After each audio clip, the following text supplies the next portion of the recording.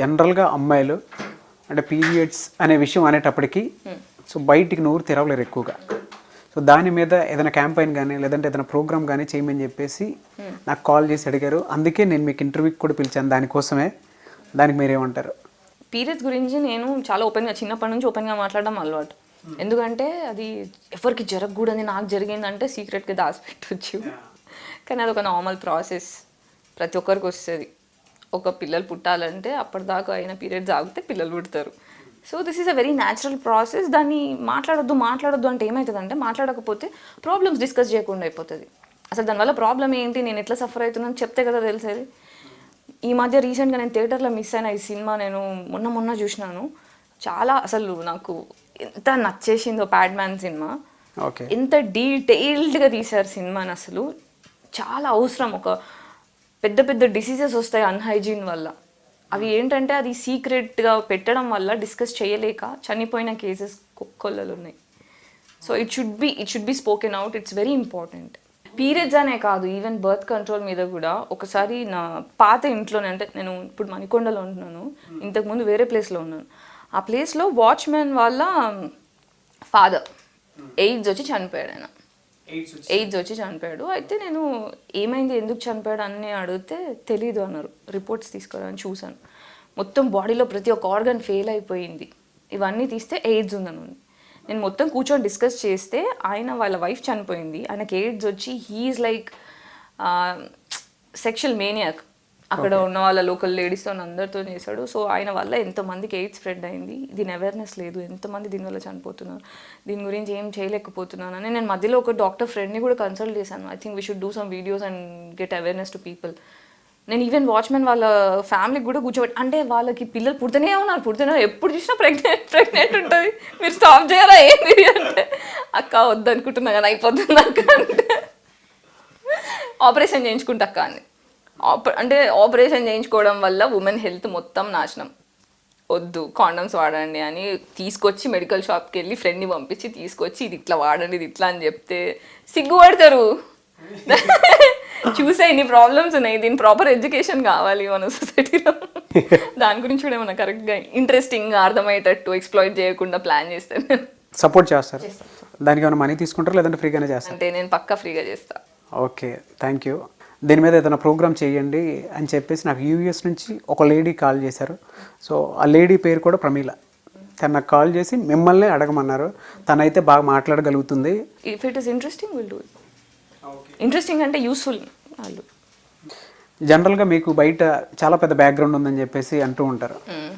కానీ మీరు మాత్రం అవన్నీ పక్కన పెట్టేసి బలుపు పొగరు ఈ రెండు చూపించేసి అవన్నీ కాదనుకొని సింపుల్గా ఉంటున్నారు. అలాంటి వాళ్ళకి అసలు మీరు ఏం చెప్తారు? బలుపు పొగరు ఈ రెండు నా డిక్షనరీలో లేవు. భయం, బలుపు, పొగరు ఇలాంటివి నా డిక్షనరీలో లేవు. బ్యాక్గ్రౌండ్ అంటే ఇంటర్వ్యూ తర్వాత నాకు ఇంత పెద్ద బ్యాక్గ్రౌండ్ ఉందని అర్థమైంది. నన్ను ఇంటర్వ్యూ తర్వాత అభిమానించే వాళ్ళు చాలామంది పెరిగారు. అసలు ఓవర్వెల్మింగ్ మెసేజెస్. అసలు నాకు వచ్చిన మెసేజెస్ ఒక 4-5 days నేను కూర్చొని స్టార్ట్ చేస్తే 4-5 days పట్టింది అన్ని మెసేజెస్ చదవడానికి. సో నా బ్యాక్గ్రౌండ్ ఏంటి అంటే నన్ను ప్రేమించే నా ఆడియన్సే నా బ్యాక్గ్రౌండ్. అందుకని నేను చెప్పలేను బల్పు గిల్పవని నాకు నైజాంత అబ్బా. I just know only one thing, straight talk that's all.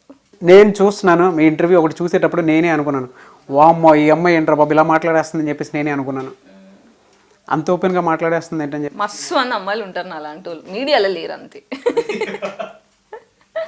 So అంత సపోర్ట్ కూడా పెట్టుకొని మీరు ఎప్పుడు దేని గురించి అంటే ఎందుకు పైసలు లేవని చెప్పేసి అంటూ ఉంటారు. నా దగ్గర అంతా లేదు, నేను బేసిక్ నీడ్స్ కోసమే ట్రై చేస్తున్నాను. మీకే ఫ్రెండ్స్ సపోర్ట్ చాలా మంది. ఫ్రెండ్స్ సపోర్ట్ అంటే ఎంతవరకు చేస్తారు? ఊకే పైసలు అడుక్కోలేను కదా. నేను చేసే పని నాకు పైసలు ఇవ్వాలి, ఇస్తుంది.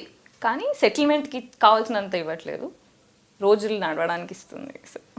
యాక్చువల్గా బయట ప్రపంచం మీద అంత అవగాహన లేక చిన్న చిన్న ఆనందాలని అదే సక్సెస్ అనుకొని వాటితోనే సాటిస్ఫై అయ్యి అవే ఆనందాలుగా బతికేసి చాలామంది అనుకుంటూ ఉంటారు. అందులో గాయత్రి గుప్తా అనే అమ్మాయి ఉందని చెప్పేసి నేను అనుకుంటున్నాను. దాన్ని మీరేమంటారు? అంటే మీరు కావాలనుకుంటే నిజంగా చెప్తున్నాను పెద్ద పెద్ద ప్రాజెక్ట్స్ కూడా చేయించుకునే, కానీ మీకున్న యాటిట్యూడ్ వల్ల కొన్ని ఆటోమేటిక్ రిజెక్ట్ అయ్యి ఉంటాయి. దాన్ని మీరు ఒప్పుకుంటారా? యాటిట్యూడ్ బేసిక్గా నేను అర్థం అవ్వడం అర్థం కాకపోవడమే పెద్ద విషయం. ఇప్పుడు మీరు అన్నారు నేను మాట్లాడిన దాన్ని బట్టి బలుపు అని కొందరు అనుకుంటారు, వాడు ఓపెన్ మైండెడ్ మెంటాలిటీ అని కొందరు అనుకుంటారు, సిగ్గు లేదని కొందరు అనుకుంటారు. Everybody has opinions. అది నా వర్క్ ఎలా ఇన్ఫ్లుయెన్స్ చేయాలనేది it's a different issue. There are so many factors. అంటే ఇప్పుడు ఒకరి లైఫ్ ఒకలాగా ఉంటుంది, అందరిది సేమ్ ఉండదు.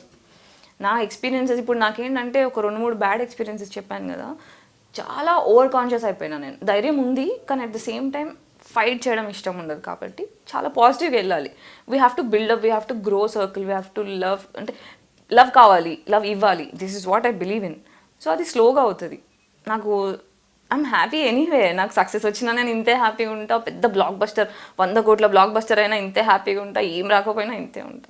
ఎందుకు అక్కడితోనే ఆగిపోతారు? మీ దగ్గర టాలెంట్ ఉన్నప్పుడు గ్రోత్ ఇంకా చూసుకోవచ్చు కదా అని చెప్పేసి అంటున్నాను నేను. చూస్తున్నాను కదా, సినిమా తీస్తున్నాను, వేరే ప్లాన్స్ వేస్తున్నాను. వర్కౌట్ అయితే అన్నీ అర్జెంటుగా అట్లా అయిపోవు కదా. తెలుగు అమ్మాయిలు అంటే పర్టికులర్ మెజర్మెంట్ ఉంటేనే తీసుకుంటామని చెప్పేసి రకరకాలుగా చెప్తూ ఉంటారు ప్రొడ్యూసర్స్ అయినా సరే. సో వాళ్ళు ఓపెన్గా చెప్పకపోయినా టాక్ అయితే అదే ఓపెన్ సీక్రెటే అది. అలా ఏం లేదండి. మీరు మన ఒక జనరేషన్ యాక్ట్రెసెస్ తీసుకుంటే మన రమ్యకృష్ణ గారు కానీ నగ్మ ఎంత బాగుంటారండి. వాళ్ళంతా ఫుల్ వలాప్షియస్ సైజెస్. తర్వాత 0 సైజులు కూడా ఉన్నారు. శిల్పా శెట్టి వచ్చినప్పుడు 0 సైజ్, ఈ సైజ్ ఆ సైజ్ పర్టికులర్గా అలా ఏం లేదు. మనకి కావాల్సింది స్క్రీన్ ప్రెజెన్స్, చామ్. నాకైతే ఐ బిలీవ్ ఇన్ దాట్. మీరు బ్యూటీ అంటే presentability, what I feel presentability ఉండాలి. మన చూసే ఆడియన్స్ని ఆకర్షించుకోగలగాలి. స్టైల్ ఉండాలి. You got have a statement, style statement ఒకటి ఉంటుంది, ఒక్కొక్కరికి ఒక ఉంటుంది. అది ఉంటే చాలు. సెక్సీ ఉండాలి, అవన్నీ ఉండాలంటే it depends on the character. నువ్వు ఎలాంటి క్యారెక్టర్ చేస్తున్నావు, దానికి ఎక్స్పోజింగ్ అవసరమా, నిజంగానే ఆ బాడీని యూజ్ చేసి ఒక క్యారెక్టర్ ఉందా అంటే ఉంటాయి కొన్ని. So it depends on what kind of character you're looking up to. మీ లైఫ్లో పాజిటివ్ నెగిటివ్ రెండు చూసుంటారు. మీకు తెలిసి మీకు ఎక్కువగా సక్సెస్ అవ్వకపోవడానికి మీకు తెలిసిన 5 రీజన్స్ ఏమనుకుంటారు? ఓవర్ భయం. ఓకే. భయమా?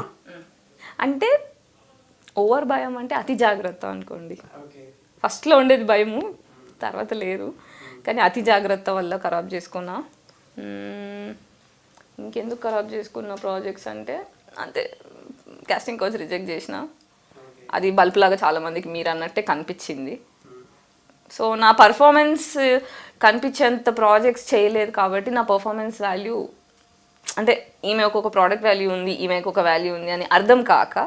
మీకు ఎప్పుడు అంటే పిల్లలు కావాలని ఎప్పుడు అనిపించలేదండి?